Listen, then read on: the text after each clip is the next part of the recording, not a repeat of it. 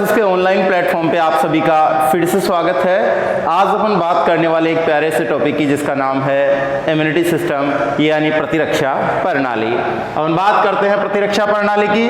प्रतिरक्षा कहते किसे हैं? प्रतिरक्षा प्रणाली। प्रतिरक्षा प्रणाली क्या चीज होती है? प्रतिरक्षा प्रणाली इम्यूनिटी पावर जिसको बोल सकते हैं या इम्यूनिटी सिस्टम जो होता है उसकी अपन बात करने पड़ते हैं। रोगों से लड़ने की क्षमता, रोगों से लड़ने की क्षमता, लड़ने की क्षमता को, ठीक है ना, क्षमता को ही क्या बोलते हैं? प्रतिरक्षा कहते हैं। अभी एक क्वेश्चन आया था 2018 वेटनरी में, उसमें थोड़ा सा लाइन इस तरीके से थी, रोगों से लड़ने की विशिष्ट क्षमता 2016 में, ठीक है ना, रोगों से लड़ने की विशिष्ट क्षमता को क्या बोलते हैं? इम्यूनिटी सिस्टम यानी प्रतिरक्षा प्रणाली। ठीक है, तो रोगों से लड़ने की ये क्षमता होती है, ये दो तरीके की होती है। किस तरीके की बेटा?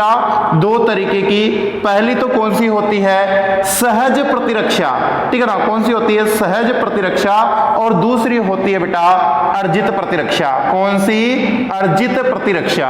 इसे तो बोलते हैं इनेट इम्यूनिटी, इंग्लिश में क्या बोलते हैं इसे? Innate immunity. और इसको बोलते हैं एक्वायर्ड इम्यूनिटी। एक्वायर्ड इम्यूनिटी, इसको क्या बोलेंगे? एक्वायर्ड इम्यूनिटी बोलेंगे, एक्वायर्ड इम्यूनिटी बोलेंगे।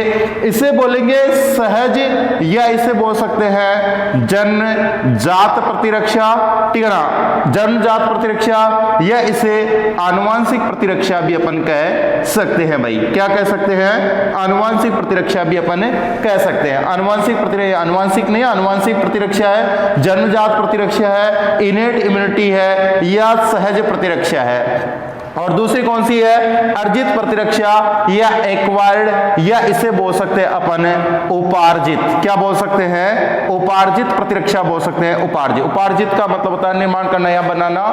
ये जो सहज प्रतिरक्षा होती है, ये व्यक्ति के या बच्चे के या किसी भी जीव के अंदर, ठीक है ना, जैसे अपन प्राणियों की बात करें तो उसमें क्या रहेगी?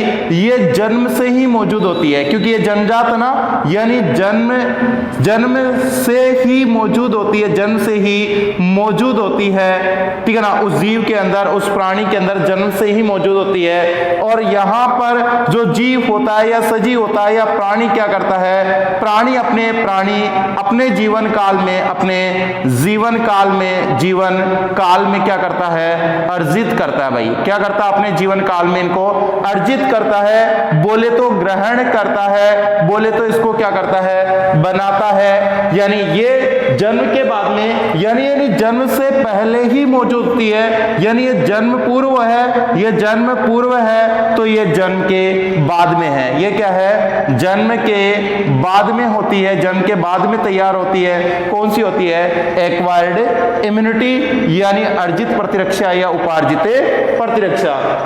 जो सहज प्रतिरक्षा होती है, ये जब शिशु या बच्चा पैदा होता है तो अपने साथ में लेकर के पैदा होता है। ये प्रतिरक्षा की अपन बात करें तो अब इसमें जो सहज प्रतिरक्षा है ये कितने प्रकार की होती है, इसको किस तरीके से आगे डिफाइन किया हुआ है वो मैं बताता हूं। ये अपने शरीर में किस तरीके से रोगों से लड़ती है। रोग और रोग कारक को अपन क्या बोल सकते हैं? एंटीजन। अगर आप लोगों को पता नहीं तो ऊपर लिख देता हूं मैं, एंटीजन भी बोल सकते हैं, एंटीजन भी बोलते हैं, या अपन क्या बोल सकते हैं? इसको रोग कारक बोल सकते हैं। रोग कारक जो क्या करता है?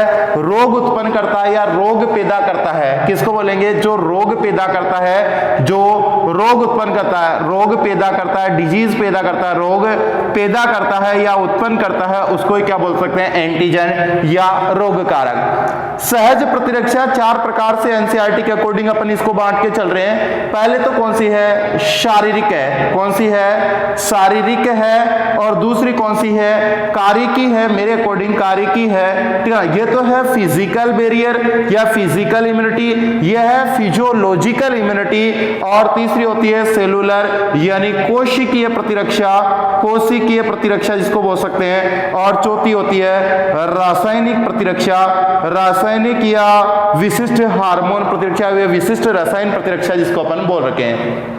ये तो कौन सी होगी? फिजिकल होगी। कौन सी होगी? ये फिजिकल, ठीक है ना, फिजिकल होगी। ये फिजियोलॉजिकल है, ठीक है ना, फिजियोलॉजिकल, फिजियोलॉजिकल है यानी कार्यकी है, और ये सेलुलर है यानी कोशिकीय है, सेलुलर है यानी कोशिकीय है, और ये केमिकल है यानी रासायन, केमिकल वाली है यानी रसायन वाली है। अपन बात करते हैं किसकी, फिजिकल या शारीरिकी यानी शरीर की संरचना द्वारा, शरीर संरचना, आप लोग इतना सा ध्यान रख लोगे, शरीर संरचना, शरीर संरचना, कुछ संरचना ऐसी होती है जो रोग कारक के प्रवेश को रोकती है। जैसे कि फॉर एग्जांपल मैं अगर बात करूं तो क्या है, त्वचा, त्वचा जो होती है वो रोग कारक के प्रवेश को रोकती है। जैसे त्वचा में भी आप लोगों को एपिडर्मिस का पता होना चाहिए, एपिडर्मिस की बात कर लेते हैं, मौसम ठंडे, ठंडे डर्मिकुल का यानी एपिडर्मिस की बात कर लेते हैं। त्वचा का जो सबसे ऊपर वाला जो आवरण, मृत आवरण है, इसको क्या बोल सकते हैं, एपिडर्मिस। ये जो आवरण होता है ये रोग कारक का शरीर में जो प्रवेश होता है उसको रोक देता है, यानी रोग कारक है वो शरीर में प्रविष्ट नहीं कर पाता है क्योंकि त्वचा का ऊपर मृत आवरण होता है। इसी तरीके के और भी होते हैं एपिथेलियम टिश्यू जो इसके क्या बनाते हैं, आवरण बनाते हैं शरीर में जगह जगह, यानी शरीर की वो संरचनाएं जो रोग कारक को प्रवेश को रोकती है। जनरली शरीर के आवरण होते हैं एपिथेलियम के बने हुए। और अंदर है फिजियोलॉजिकल यानी शरीर के स्त्राव, ठीक है ना, ये या अंगों के स्त्राव इसको बोल सकता हूं मैं। अंगों के जो कुछ विशिष्ट स्त्राव होते हैं, सिक्रेशन होते हैं, वो क्या करते हैं, रोग कारक के प्रवेश को रोकते हैं। जैसे कि फॉर एग्जांपल अपन बात कर लेते हैं, जैसे अंग हो गया, आंख हो गई, और आंख से आपको क्या करना है, गोली नहीं मारनी है। आंखों का जो आंसू होता है या अश्रु जिसको बोल सकते हैं, और अश्रु में क्या होता है, आंख के आंसुओं में क्या होता है भाई, लाइसोजाइम, क्या होता है, लाइसोजाइम एंजाइम होता है, लाइसोजाइम एंजाइम होता है। और ये जो लाइसोजाइम एंजाइम होता है ये बेटा एंटीबैक्टीरियल होता है, एंटी बैक्टीरियल होता है, बैक्टीरियल होता है। एंटीबैक्टीरियल का मतलब, बैक्टीरियल का मतलब क्या हो जाएगा, वो रसायन जो क्या करता है, बैक्टीरिया को नष्ट करता है या बैक्टीरिया की वृद्धि को रोकता है, क्या कहलाएगा, एंटीबैक्टीरियल। इसी तरीके से आमाशय की अपन बात कर लेते हैं। आमाशय में पीएच होती है, आमाशय का क्या होता है, एनसीएल हाइड्रोक्लोरिक एसिड होता है, वो भी बेटा क्या करेगा, बैक्टीरिया या रोग कारक या एंटीजन को क्या करेगा बेटा, नष्ट करेगा। इसी तरीके से नेक्स्ट है वो है सेलुलर यानी कोशिकीय। सेलुलर वाली की बात करें, कोशिकीय अवरोध, तो कुछ कोशिकाएं ऐसी होती है जैसे कि फॉर एग्जांपल शरीर की विशिष्ट कोशिकाएं, ये विशिष्ट कोशिकाएं होती है, विशिष्ट कोशिकाएं होती है। ये कोशिकाएं क्या करती है बेटा, जैसे ही मान लो रोग कारक बॉडी में प्रवेश करता है वो कोशिका उसका सूपड़ा साफ कर देती है, यानी उसको समूल नष्ट कर देती है। ये इन विशिष्ट कोशिकाओं में जैसे फॉर एग्जांपल मोनोसाइट, कौन सी है, मोनोसाइट है। मोनोसाइट को अपन क्या बोल सकते हैं, मोनोसाइट को अपन क्या बोल सकते हैं, वृहद बक्षिकाणु, क्या बोलते हैं बेटा इसको, वृहद बक्षिकाणु, ठीक है ना, वृहद बक्षिकाणु बोलेंगे। यानी ये मैक्रोफेजेस इसको बोल सकते हैं, इंग्लिश टर्म्स होती है मैक्रोफेजेस, यानी वृहद बक्षिकाणु जो एंटीजन को समूल नष्ट कर देती है, भक्षण कर जाती है। इसी तरीके से होती है न्यूट्रोफिल्स, कौन सी होती है, न्यूट्रोफिल्स होती है। न्यूट्रोफिल्स को क्या बोल सकते हैं भाई, बक्षिकाणु बोलते हैं, बक्षिकाणु बोलते हैं। डब्ल्यूबीसी में आप लोगों ने पढ़ा होगा कि डब्ल्यूबीसी, क्योंकि ये जो इम्यूनिटी जो सिस्टम होता है जनरली किसका बना होता है, अपने रक्त में पाए जाने वाला, अपने रक्त का ही एक जो भाग होता है डब्ल्यूबीसी, यानी व्हाइट ब्लड कार्पेस्कल्स, यानी श्वेत रक्त कणिकाएं जिनको अपन बोल सकते हैं, ये बनाती है अपना क्या, इम्यूनिटी सिस्टम। और इसी में ही जो बात होती है मोनोसाइट की या न्यूट्रोफिल्स की, ठीक है ना, मोनोसाइट्स और न्यूट्रोफिल्स इसी के पार्ट्स है। आप लोग ब्लड पढ़ोगे तब इसको तो पढ़ोगे किसमें, ग्रेन्यूल्स, और ये नॉन ग्रेन्यूल्स में आप लोगों को पढ़ने को मिलेगा। फिर है केमिकल, रासायन वाली है। रासायन ऐसे कौन से रासायन है भाई, मैं कह दूं ये शरीर के विशिष्ट रसायन है, शरीर के विशिष्ट रसायन, शरीर के या कोशिका के, आप और बेटर समझने के लिए आप लोगों को मैं कोशिका के लो, कोशिका विशिष्ट रसायन, कोशिका विशिष्ट रसायन, ताकि आप लोगों को दिक्कत, विशिष्ट रसायन है ये, ठीक है ना। कैसे, देखो यहां तो शरीर की संरचना या अंग है, ये इनके पार्ट पार्ट है यानी अंगों के स्त्राव है, यहाँ पे कोशिकाएं हैं और यहाँ कोशिका के स्त्राव है यानी कोशिका के रसायन या कोशिका के स्त्राव सिक्रेशन जिनको अपन बोल सकते हैं। फॉर एग्जाम्पल मैं बात करना चाहूं तो मैं इंटरफेरोन की बात कर सकता हूं। रे बेटा किसकी? इंटरफेरोन की। अब इंटरफेरोन क्या होता है? विशिष्ट प्रकार का रसायन होता है और ऐसा रसायन जनरली ये किससे होता है? वायरस, ठीक है ना। वायरस का तो नाम सुना ही होगा, इससे तो आप अच्छे से पढ़िए। वायरस, ठीक है ना, वायरस या जिसको विषाणु अपन बोल सकते हैं, ठीक है ना, संक्रमित कोशिका द्वारा जैसे एड्स वगैरह में होता है, ठीक है ना। वायरस या विषाणु जो संक्रमित कोशिका, संक्रमित जो कोशिका रहती है, संक्रमित जो कोशिका रहती है, इसे संक्रमित कोशिका से, वायरस संक्रमित कोशिका से स्त्रावित होता है, से स्त्रावित होता है, ठीक है ना। स्त्रावित रसायन होता है, ये रसायन होता है कौन सा? इंटरफेरोन। इंटरफेरोन होता है, कौन सा होता है बेटा? इंटरफेरोन होता है। और इंटरफेरोन फिर मैं समझाना चाहूं तो ये समझ लो कि जैसे ये कोशिका ये कोशिकाएं हैं खूब सारी, और इन कोशिकाओं के बीच में एक ऐसी कोशिका भी है जो क्या है? वायरस संक्रमित है। जैसे एक वो कोशिका है जो क्या है? वायरस संक्रमित है। कौन सी कोशिका है? वायरस संक्रमित कोशिका है। तो इस कोशिका द्वारा एक विशिष्ट प्रकार के रसायन का स्त्राव किया जा रहा है जो आसपास की कोशिकाओं तक पहुंच रहा है। क्यों पहुंच रहा है इसका भी अपन कारण जानेंगे। ये जो स्त्राव है, इस स्त्राव को ही क्या बोलते हैं भाई? इंटरफेरोन। ये जो तीर बनाए ये क्या, किसको प्रतीक है? इंटरफेरोन का। और बीच वाली ये क्या है? वायरस संक्रमित कोशिका। वायरस संक्रमित कोशिका कौन सी है? बीच वाली कोशिका। और ये जो तीर के निशान इससे निकल रहे हैं ये सब क्या है बेटा? इंटरफेरोन है। इंटरफेरोन ऐसा रसायन है जो वायरस संक्रमित कोशिका से निकलता है। और ये इंटरफेरोन क्या काम करता है वो भी समझ लो। ये इंटरफेरोन खुद तो संक्रमित कोशिका से निकल रहा है, लेकिन आसपास की कोशिकाओं को क्या अलर्ट देता है कि भाई आप संक्रमित मत होना। यानी कहने का मतलब ये है कि ये जो कोशिका है वायरस संक्रमित, ये दुनिया को मैसेज देती है, कहती है हम तो डूबेंगे सनम, हम तो डूबेंगे सनम, लेकिन तुम मत डूबना। यानी मैं तो वायरस संक्रमित हो चुकी हूं, लेकिन आप वायरस संक्रमण से बच सकते हो। ऐसा होता है बेटा इंटरफेरोन। कैसा होता है? ऐसा होता है इंटरफेरोन। एक बार फिर से मैं रिवाइज कर देता हूं।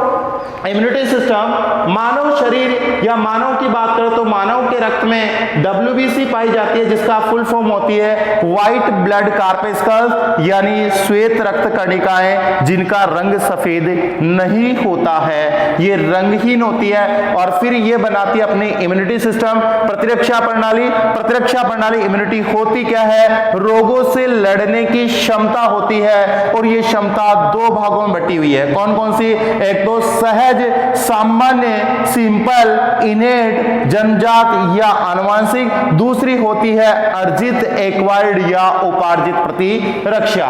फर्स्ट तो ये वाली हो जाएगी और सेकंड ये वाली हो जाएगी। फर्स्ट को अपन बात करते हैं कि फर्स्ट होती है वो जन्म से ही मौजूद होती है, इसीलिए इसे जन्मजात कहते हैं, यानी जन्म पूर्व ही ये तैयार रहती है, इसीलिए इसे आनुवंशिक जन्मजात या सामान्य तरीके से होती है। तो इसे क्या बोल सकते हैं? सामान्य शरीर में मौजूद होती है, सामान्य या सहज का मतलब नॉर्मल तरीके से होती है, इसीलिए इसका नाम सहज प्रतिरक्षा रखा हुआ है। दूसरी कौन सी है बेटा?